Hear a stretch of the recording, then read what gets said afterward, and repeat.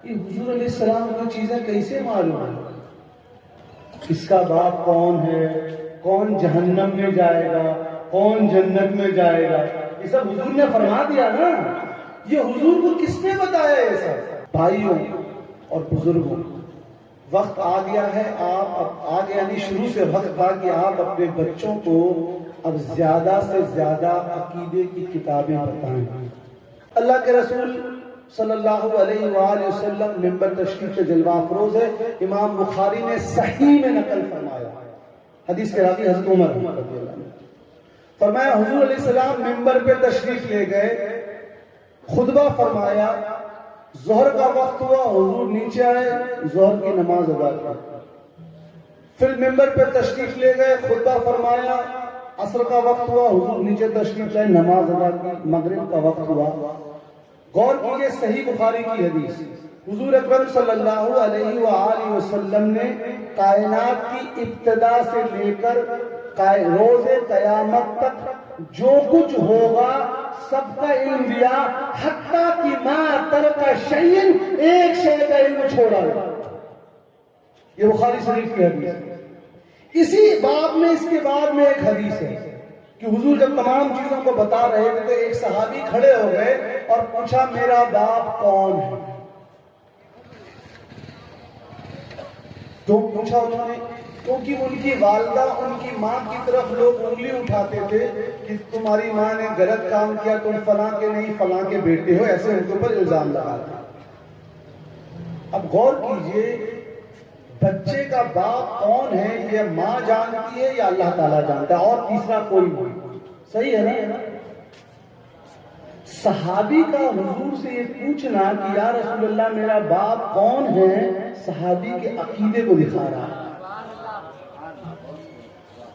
بخاری شریف کی حدیث ہے، حضور نے فرمایا تمہارا باپ فلاں شخص ہے۔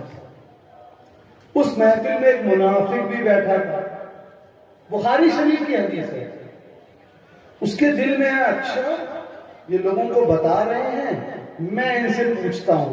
ایمان والا نہیں تھا لیکن شکل و صورت سے، زبان سے، ٹوپی داڑھی جبے سے مسلمان، پوچھا میں جہنم میں جاؤں گا کہ جنت میں؟ دل میں کیا سوچا کہ بھائی میں تو مسلمان ہوں لیکن لوگوں کو بتاتا ہوں کہ میں کیا ہوں، مسلمان، تو دیکھتا ہوں کہ یہ نبی ہے کہ نہیں ہے، چیک کیا، حضور نے فرمایا تو جہنم میں جائے گا۔ اب جامع ترمذی کی حدیث ہے، حضور علیہ السلام نے فرما دیا ان 10 صحابہ کے نام، عشرہ مبشرہ جن کو کہتے ہیں، جو جنت میں جائیں گے، نام بتا دیا کہ نہیں بتا دیا؟ اب میرا ایک سوال ہے آپ سے، حضور علیہ السلام نے فرما دیا دجال آئے گا، دجال کے ماتھے پہ کافر لکھا ہوگا، سب کچھ بتایا، یہ حضور علیہ السلام کو چیزیں کیسے معلوم ہیں؟ کس کا باپ کون ہے، کون جہنم میں جائے گا، کون جنت میں جائے گا، یہ سب حضور نے فرما دیا نا۔ یہ حضور کو کس نے بتایا؟ یہ سب صحیح مسلم کی حدیث ہے، اور حدیث کے راوی سیدنا علی کرم اللہ وجہ الکریم فرماتے ہیں اللہ کے رسول صلی اللہ علیہ وسلم نے جنگ بدر سے ایک رات پہلے مجھے بلایا اور کہا، اے علی اس جگہ کو پہچان لو، اے علی اس جگہ کو پہچان لو، کل فلاں کافر کی لاش یہاں ملے گی، کل فلاں مشرک کی لاش یہاں ملے گی۔ حضرت علی فرماتے ہیں اگلے دن مجھے اس جگہ اس کافر کی لاش۔ اب کیا کریں گے؟ سورہ لقمان و سورہ جن کی وہ آیت ہے کہ کون کہاں مرے گا اس کا علم اللہ کے سوا علوم خمسہ کسی کو نہیں، کیا کرے گا؟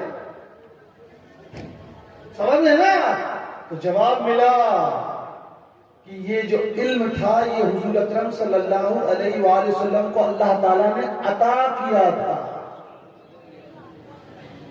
اور وہ جو نفی ہے وہ صرف ان 5 علوم کی جو نفی ہے قرآن مجید میں، کل کیا ہوگا، بارش کب ہوگی، کون کہاں مرے گا، ماں کے پیٹ میں کیا ہے، صرف ان 5 چیزوں کو کیوں ذکر کیا گیا ہے؟ کوئی بھی علم تو اللہ تعالیٰ ہی کی طرف سے ہوتا ہے، لیکن ان صرف 5 چیزوں کی نشاندہی کر کے کیوں کہا گیا کہ ان 5 کا علم صرف اللہ ہی کو ہے؟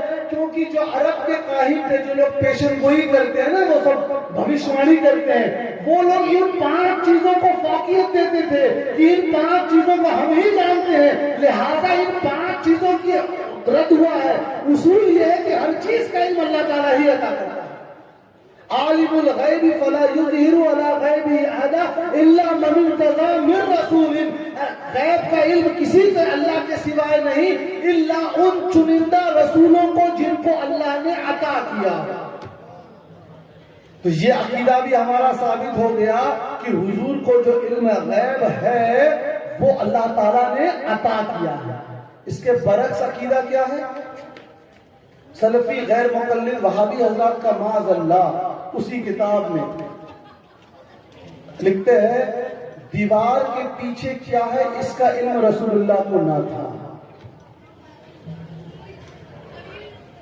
پوچھا جائے دلیل تو دلیل نہیں لا پائیں گے۔ بھائیوں اور بزرگوں، وقت آ گیا ہے، یعنی شروع سے وقت تھا کہ آپ اپنے بچوں کو اب زیادہ سے زیادہ عقیدے کی کتابیں بتائیں۔